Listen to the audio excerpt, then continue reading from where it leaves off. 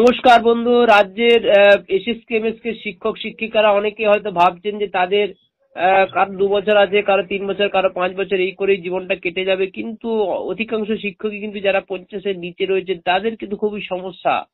কারণ বেশ কিছু প্রাথমিক শিক্ষককে মানে স্কুলকে পঞ্চম শ্রেণী করে দেওয়া হচ্ছে, তারপরে এমএসকে গুলোর ভবিষ্যৎ খুব গভীর অন্ধকারে।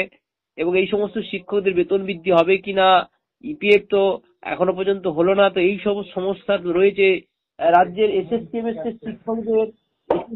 শিক্ষকদের ভবিষ্যৎ কি হবে সেই নিয়েই কিন্তু চিন্তায় পড়েছেন। তাই দেওয়ার ডাক দিয়েছেন মুকুলেশ বাবু থেকে আরম্ভ করে শামসুল হক স্যার, তারা সকলেই। তো শামসুল বাবু, আপনারা মিটিংটা ডাকছেন কেন? মিটিংটা ডাকছি মূলত এমএসকে এসএসকে তো পুরোটাই সমস্যায় জর্জরিত। একে তো বেতন কম, শিক্ষক নেই, এর ওপরে দাঁড়িয়েছে প্রাইমারিটা মানে 5টা চলে যাচ্ছে প্রাইমারিতে।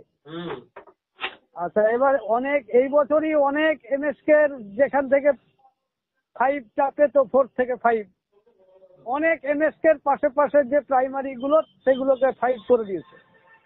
এখন স্বাভাবিক কারণে এমএসকে তে 6, 7, 8 এই 3টে ক্লাস নিয়ে চলবে, এটা চলবেই না, এটা ধরা যায়। কারণ গার্জেনরা আবার একটা বছরের জন্য 3টে ক্লাসের জন্য আবার এখানে ভর্তি করবে, এটা আমার মনে হয় করবে না।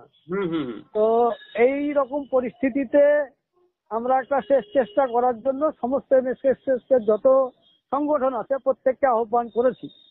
আগামী 24 তারিখ কলকাতায় ওই শহীদ মিনারের ওখানে আমরা বসবো। আমরা পরীক্ষা ডিসেম্বরের মাঝামাঝি পরীক্ষা নিশ্চয় হয়ে যাবে মনে হয় এসএসকেরও। আমরা ঠিক ডিসেম্বরের মাঝামাঝিতে আমরা খোদ মুখ্যমন্ত্রীর কাছে ডেপুটেশন দেওয়ার আমরা উদ্যোগটা নিচ্ছি।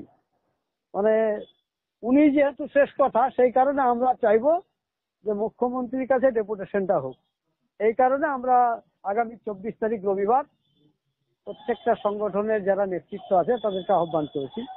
মুখলেশ সাহেব, বিকাশ বারিক, আমাদের আরশাদ দা, সিরাজুল ইসলাম, কাঞ্চন দা, এরকম প্রত্যেকে যারা আমরা এর সারা পরিতোষ দা আছে, আমাদের সজল দা আছে, এদের প্রত্যেককে আহ্বান করা হয়েছে ওই মিটিং এ আসার জন্য।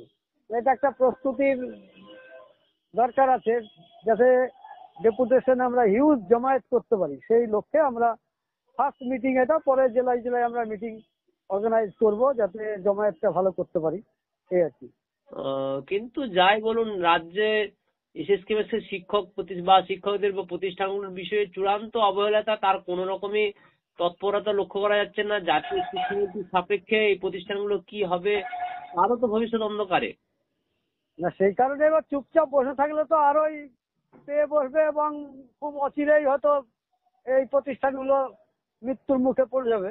আমরা চাইবো যেহেতু জাতীয় শিক্ষানীতিতে 1 থেকে 5 এটা একটা, আর একটা 6 to 12, তা আমাদের স্কুলগুলো আপাতত 12 না হলে 6 to 10 মানে 10ম শ্রেণী পর্যন্ত করা হোক, এই দাবিটা আমরা রাখবো। অতএব বন্ধু, যে বিষয়টা যে যদি কিছু না হয়, যেমন বেতন বৃদ্ধি হয়েছিল কিন্তু যেমন ঐক্যবদ্ধ আন্দোলনের মাধ্যমেই, তো সেই আন্দোলনের চিন্তা ভাবনা কিন্তু আগ করে এগিয়ে আসতে হবে। মুখ্যমন্ত্রী শেষ কথা, ঠিক আছে, ডেপুটেশন তার কাছে আদৌ পৌঁছানো সম্ভব হবে কিনা, সরাসরি কথা বলা যাবে কিনা, যা কিন্তু আজ পর্যন্ত আজ অবধি হয়নি। তো সেখানে দাঁড়িয়ে এই বিষয়ে কতটা সাফল্য আসবে সেটা তো পরের কথা। কিন্তু ঐক্যবদ্ধভাবে যে আন্দোলনে নামাটা প্রয়োজন সেটা কিন্তু সকলেই কম বেশি বুঝতে পারছেন। তো আবার একটা আন্দোলনের ডাক দেওয়া হোক, এমনটা কিন্তু অনেক সাধারণ শিক্ষকরা চাইছেন। তো নেতৃত্বরা কি করবেন জানি না, তবে যদি আন্দোলন করেন তবেই কিন্তু এই এসএসকে প্রতিষ্ঠানগুলোর রূপরেখা তৈরি হবে। তা না হলে কিন্তু অচিরেই এগুলি কিন্তু একটি মানে কি বলবো পোড়া বাড়িতে তৈরি হবে। অনেক কিন্তু বন্ধ হয়ে যাচ্ছে এবং উঠে যাচ্ছে। এইসব বিষয়গুলি কিন্তু খুব গভীর মানে সমস্যার মধ্যে রয়েছে বন্ধু। তা আপাতত এইটুকুনি। দেখতে থাকুন ট্রুথ নিউজ চ্যানেলটি, অবশ্যই সাবস্ক্রাইব করুন, সঙ্গে রাখুন এবং অবশ্যই মূল্যবান বক্তব্য আপনারা নেতৃত্বদের নাম করে তুলে ধরুন এবং আগামী দিনে কি করা উচিত এসএসকে গুলিকে বাঁচাতে হলে অবশ্যই দেখতে থাকুন ট্রুথ নিউজ। নমস্কার স্যার। হ্যাঁ, ধন্যবাদ।